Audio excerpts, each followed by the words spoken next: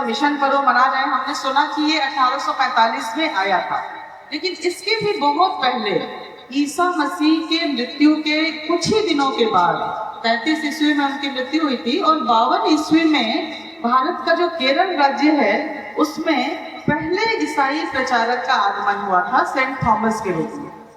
आप सोचिए उस व्यक्ति को जो यूरोप के किसी कोने से आया होगा केरल के तट पर, ये विश्वास लेकर के कि हम जिसको मानते हैं वही सर्वश्रेष्ठ है और हमको इसके सुसमाचार को, उसकी वाणी को हमको और लोगों तक पहुंचाना है।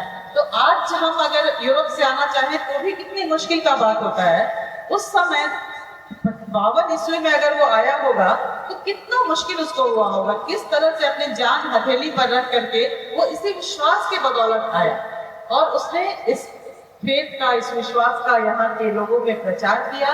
और सबसे बड़ी बात जो करुणा, सेवा, सिर्फ विश्वास और ईश्वर का प्रचार करने से प्रचार नहीं होता है। प्रचार के लिए आपको संबंध बनाना पड़ता है और वो संबंध बनाने का काम करुणा ने किया है, सेवा ने किया है, शिक्षा ने किया है।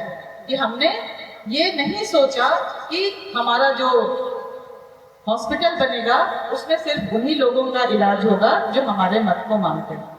हमने ये नहीं सोचा कि हमारा जो स्कूल बनेगा उसमें हम उन्हीं लोगों को पढ़ाएंगे जो हमारे मत को मानते हैं। नहीं, हमने ओपन छोड़ा सभी लोगों के, सभी धर्मावलंबियों को, जो उनका कुछ भी विश्वास हो, हमने उसकी शिक्षा दी, उनको स्वास्थ्य दिया, उनकी सेवा की, उनको अच्छा जीवन प्रदान करने का अवसर दिया। और शिक्षा सबसे बड़ा रोल अदा करती है अच्छा जीवन प्राप्त करने में। तो ये बहुत ही खुशी की बात है कि मिशनरियों के माध्यम से हमारा समाज शिक्षित हुआ, बहुत बड़े पैमाने पर शिक्षित हुआ।